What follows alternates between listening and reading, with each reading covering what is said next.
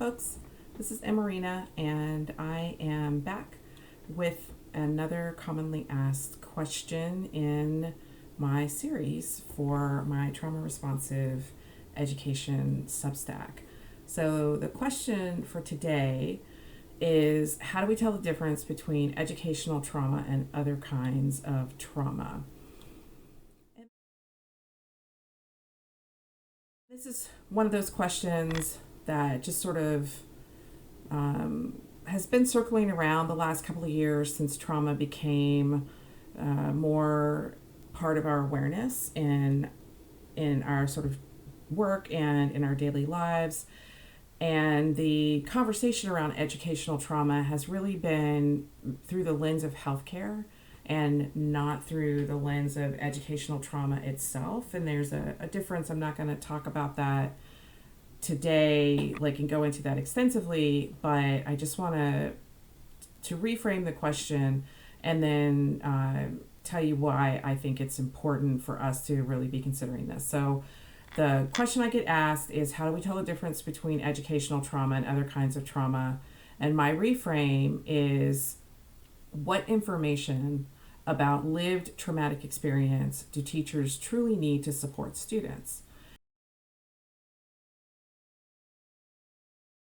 And I reframe it in that way because the original question is something that doesn't always get verbalized, especially to students, but I get asked a lot. I think other people who teach about trauma probably get asked a lot. I don't know what their answers are. I can only say what mine is. I don't think we're really having the right conversations yet. I don't think we're not the right or wrong conversations. I think the conversation we're having is not helpful for teachers or administrators or staff, student services staff in colleges, but also in K through 12. I think we're not really having conversations that are always the most helpful for teachers in the classroom. So those conversations are growing, but until we kind of get to that place where we have a more nuanced understanding of trauma and the kinds of trauma that we can impact as teachers and the kind that we don't really have any control over, the question is, how do we think about this from a non-therapeutic perspective? I think that this question needs to be reframed for a number of reasons. One is that it is not the role of teachers to diagnose or speculate about any kind of trauma that a student may be experiencing. Two, nobody owes us entree into their life stories, and trying to find out what happened to someone is oftentimes about our own curiosity and not really about the student's learning, and is not necessarily going to take the student to anywhere that is going to help them in the moment. And three, creating learning spaces that are very broadly trauma responsive gives us the freedom to treat our students as whole people, not just as survivors or victims or even perpetrators of trauma. There are a lot of layers to educational trauma. We know a lot about how trauma affects the brain, but not really much about how educational trauma impacts learning, or not yet. And part of this lack of clarity is because the individual experience of educational trauma can have a lot of layers.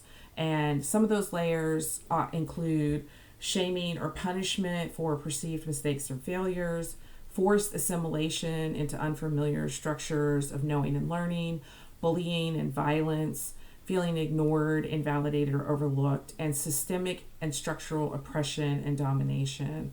And because trauma doesn't follow a linear path, untangling what happens in the classroom from what happened elsewhere may be impossible outside of a therapeutic environment, which classrooms are not. My approach has grown along the lines of the root cause of whatever's happening in the right now doesn't matter in the moment unless there is an immediate safety concern. And even then, you really want to deal with the safety concern and not so much trying to find out what happened 5 years ago that led the student to this point or led your colleague to this point, whoever's having the issue in the moment.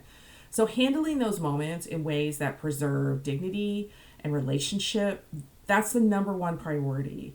Like, how do we make sure that we honor people's dignity, that we really protect the relationship as much as we can in those moments, our relationship with this person, investigating what prompted the behavior, the conflict, the issue, whatever it is.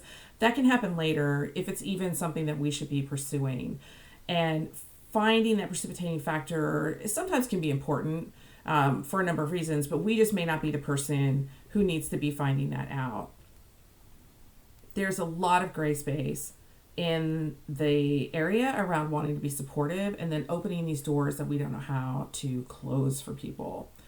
And there's more in the article, but I think that's the first part. I just wanted to talk about that piece. So if you're interested in knowing a little bit more about that, I talk a little bit about trauma-related behavior and learning, and then I have some thoughts on certifications that teachers and other types of like student-facing staff that are becoming very common for people to run out and get a master's certification or get some kind of certification. I have some thoughts on that, and if you're interested, then give it a read. Thanks a lot for listening, and I will see you next time.